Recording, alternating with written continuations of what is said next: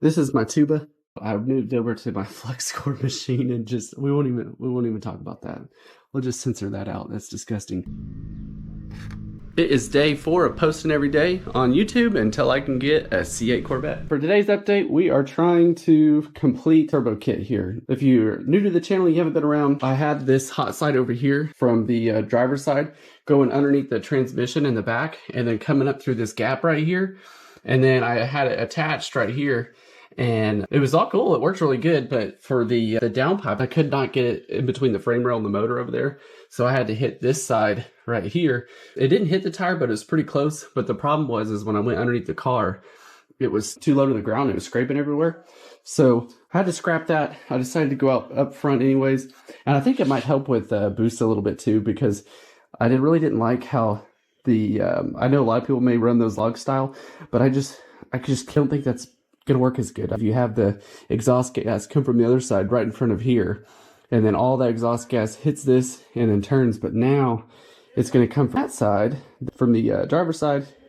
All that exhaust gas is going to punch straight into the turbo and meet with this right there. I don't know, it feels like it might work a little better.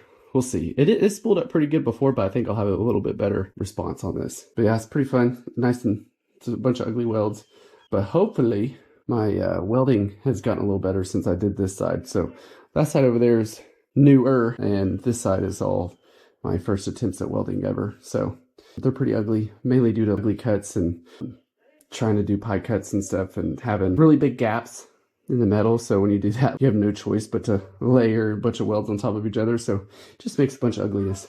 But hey, we're trying, we're learning, and we're documenting it, right? You see my welding's gotten a little better. There's 2 or 3 dimes in there out of all that.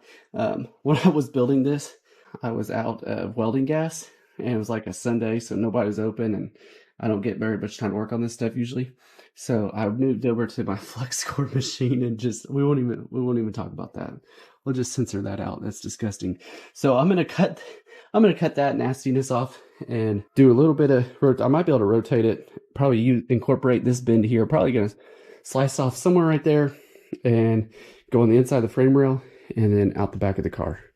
So we'll see. It'll be pretty cool. I got some fresh blades for my bandsaw, and I'm gonna maybe try the plasma cutter a little bit and figure out what we can do with that. And also I gotta find my wastegate flange. I might have to order another one, but I need to get my wastegate flange and put it on here. So I definitely use try out the plasma cutter for that, see how good I can cut out a circle, and I'll check it up.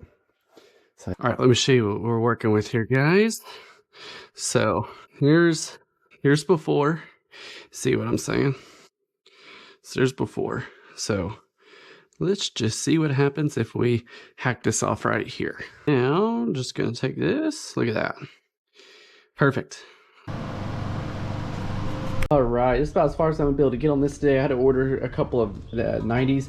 I thought I had a box of them, but they're actually 3.5. So I had a few of these that turn downs that I was gonna use, but they're too small. So I got a couple of 90s coming in. All I gotta do is basically hit this 90 right here. Got plenty of room, and then maybe a 45, and then go straight back to the car. So looking awesome. Not too bad. Basically, building your own turbo kit is super simple. Your exhaust has to come from driver's side to passenger side into the turbo, and then out the turbo. It's not that complicated. Don't be afraid just to hack away and splice metal together till it works. It's super simple. No need to overthink it. All right, a couple other things I'm playing with here is I'm trying to figure out what I want to do with this MSD box. I had it up there before, and I had my coil packs. I had one coil pack right here, another coil pack on the fender over there, but since I deleted the fender, that's not an option now, so I cut them nice. I really am not a huge fan of the way they're set up now, and that harness looks like crap. So I'm probably gonna move the MSD box inside the car and just punch a hole somewhere and get a rubber seal and seal it up. I really don't like that. I'm trying to figure out what I want to do with those coil packs. So if you guys have any good ideas on where I should put those things, I might have it maybe not vertical.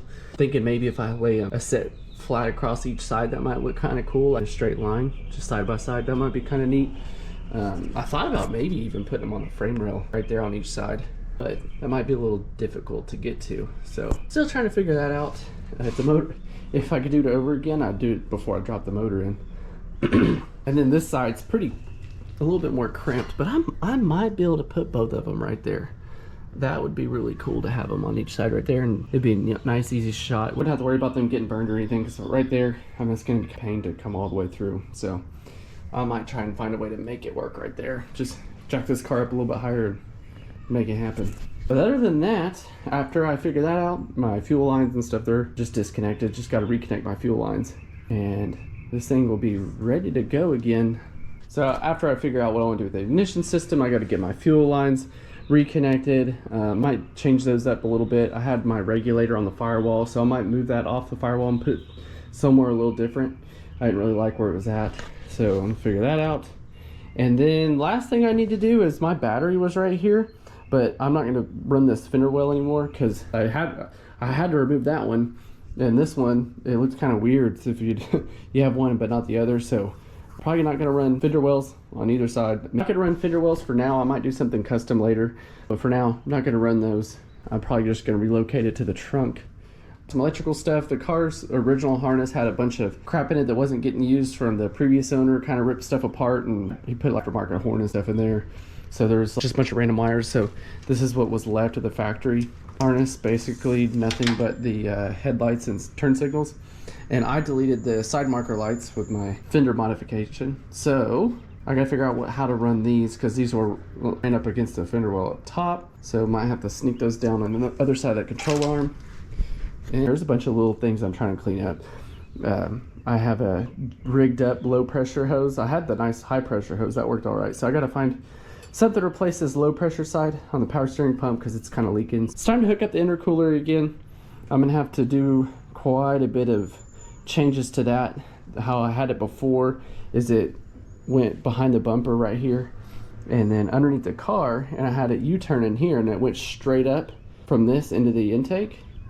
It kind of caused a little bit of a hood clearance problem right here because I was coming up all the way up to here. So there's a slim chance that my hood might work if I can make that a little tighter. I'm thinking about probably coming up through here and maybe coming up through this spot right here. Or also, I'm honestly kind of toying with the idea of just getting rid of the intercooler altogether. If you guys know anything about these blow-through carburetors, your charged air gets cooled off by the fuel, so your charge temperatures drop so much anyways. So it's not as critical to have a intercooler. So just to make things a little simpler, I'm thinking about getting rid of it. But I'm not sold on that yet. I'm gonna at least give it a shot, and then I can practice my TIG welding a little bit more. So more to come. So gonna be doing some bunch of aluminum welding.